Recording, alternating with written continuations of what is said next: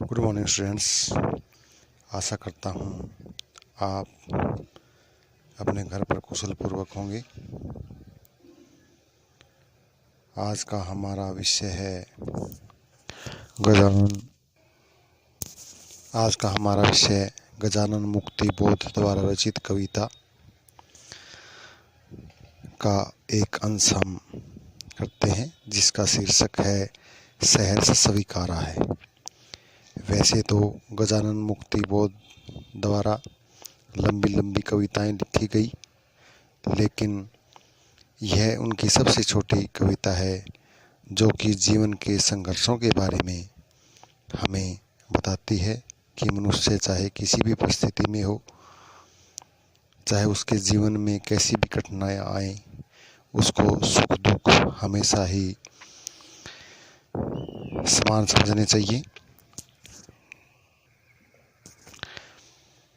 हमारे जीवन में चाहे अवसाद आए, दुख आए, कष्ट आए, वह हमें हमेशा ही जीवन में आगे बढ़ने की प्रेरणा देती है। तो प्यारे बच्चों, आज हम इस कविता की हिंदी व्याख्या करते हैं।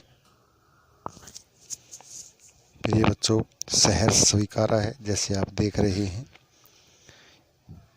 इसमें कवि कहता है, जिंदगी में जो कुछ है, जो भी है, सहर्ष स्वीकारा है।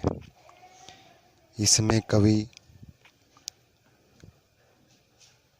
प्रभु की असीम सत्ता को संबोधित करते हुए कहते हैं कि हे प्रभु, मेरी जिंदगी में जो सुख दुख, राग विराग, आशा निराशा, उठापटक आदि सम्मिलित हैं, उसको मैंने सहर्ष भाव से स्वीकार कर लिया है। अर्थात मेरे जीवन में जो और जैसी भी परिस्थितियां आई हैं, उनको मैंने प्रसन्नतापूर्वक ग्रहण कर लिया है, इसलिए कि जो कुछ भी मेरा है वह तुम्हें प्यारा है। कवि आगे कहते हैं कि उसके जीवन में जो कुछ भी है, हे ईश्वर, वह तुम्हारी ही देन है, क्योंकि जो तुम्हें प्रिय है उसे ही तूने मुझे प्रदान किया है। गर्बिल्ली गरीबी है, ये गंभीर अनुभव सब, यह विचार वैभव सत, दृढ़ता यह भीतर की सरिता, यह अभिनव सब मौलिक है मौलिक।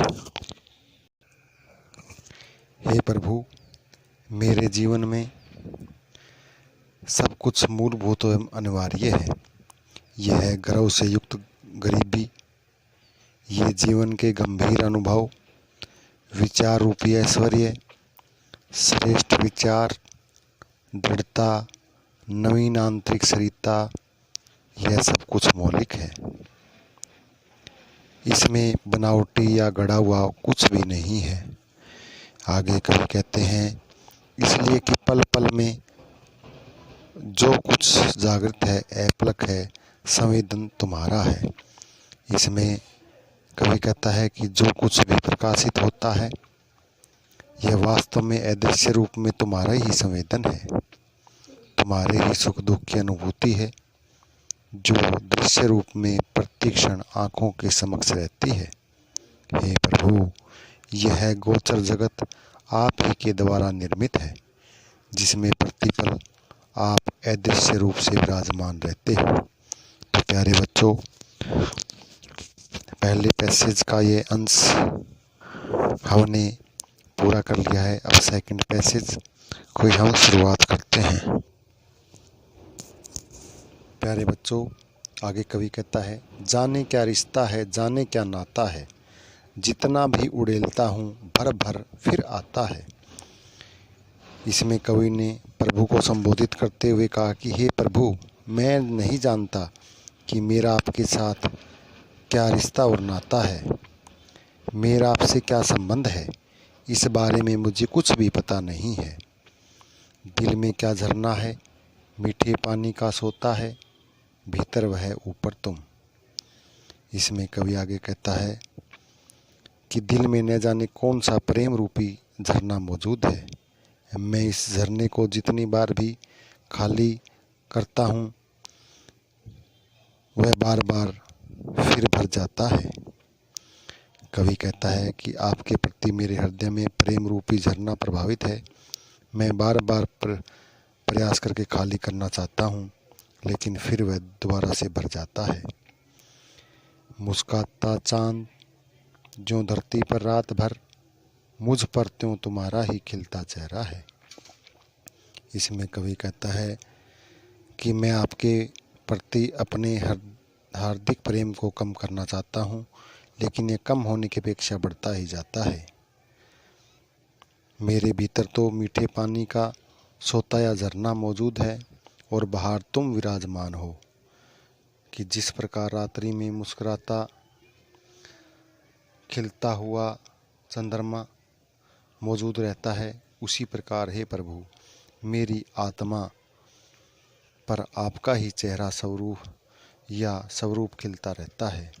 मेरी आत्मा में सदैव आपका ही ध्यान रहता है।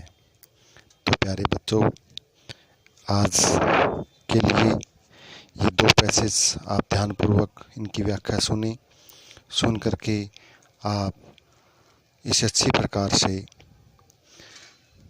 रिवाइज करें।